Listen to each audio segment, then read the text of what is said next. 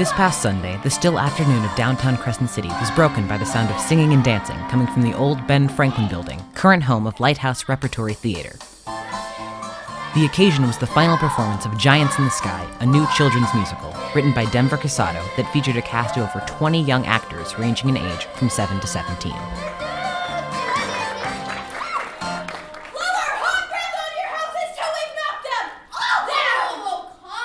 The musical follows two young giants who live in the sky that become intrigued by the earth below as well as its human inhabitants. Along their journey among the humans and other giants, they learn a valuable lesson about friendship while also finding many opportunities to sing and dance.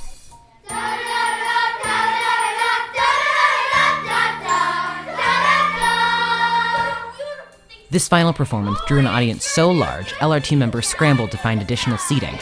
Over the course of its 3-weekend run, Giants in the Sky repeatedly packed the house, which is not unusual for shows with a large number of children.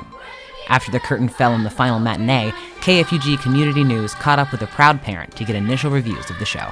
Eric Weir, City Manager. Here we are in downtown Crescent City. So, burning question today. What was it like seeing Sienna in this play?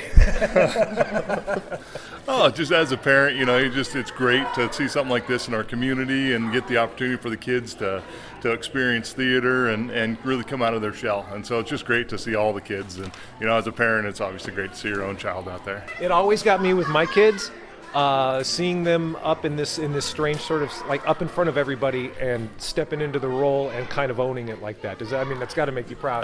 Oh yeah. Yep. And then just all the work that goes into it, and especially with a children's musical like this, seeing the younger kids and all the work to memorize their lines and come out here and perform, and and then seeing it from the very beginning, as a parent when they first tried out, and then the first couple practices to now, it's just pretty amazing. So so you're not worried that there may be a lot of nights like this in your future then?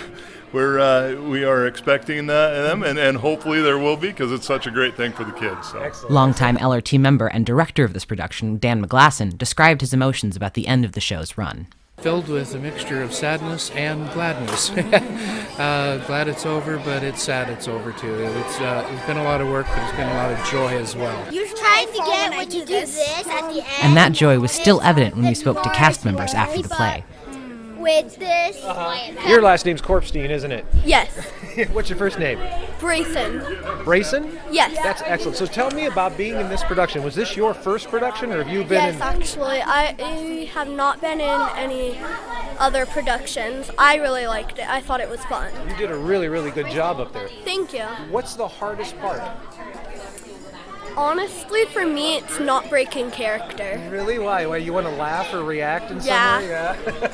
While this play was not only a fun way to spend most of your summer, Dan McGlasson explains that it's also a learning experience, one that might even change a young actor's life. Well, working with seasoned actors, they know a lot of the stuff already. So we had to start with what we call acting 101. Teach them where things are on the stage, upstage, downstage, stage left, stage right. Quarter out, talking about when you're talking to someone, you don't face them straight on, you turn towards the audience and just kind of turn towards them. It looks like you're talking to them, but and other things, be quiet backstage, just a lot of little things that we had to work in right off the bat. That when you have other actors that have done it before, you can start at a different level. So you can make up for the experience that they haven't had so far. Yeah, exactly. So any naturals, any kids you expect to see in maybe future LRT productions down the road? Because Cassidy, first time I saw Cassidy on stage years ago in the Methodist Church in one of the melodramas in the 4th of July, and then here she is, she's doing choreography now, and is basically the resident adult on stage in this production, right? Yes, yeah. I expect to see a lot of them back. They're already pushing me to do another play. Oh, great. So, and that's one of the things that we try to do. We try to involve as many children as we can. Because once they get hooked on theater, it takes a 12-step program to get them out of it. So, that's the message for kids getting involved in drama and theater. Have an exit strategy? Yeah, exactly. No. For more information on all things Lighthouse Repertory Theatre, visit their Facebook page and be on the lookout for their upcoming production of Steel Magnolias this fall. Say bye, everybody. Bye! Thank you. For KFUG Community News, I'm Avi Kritz.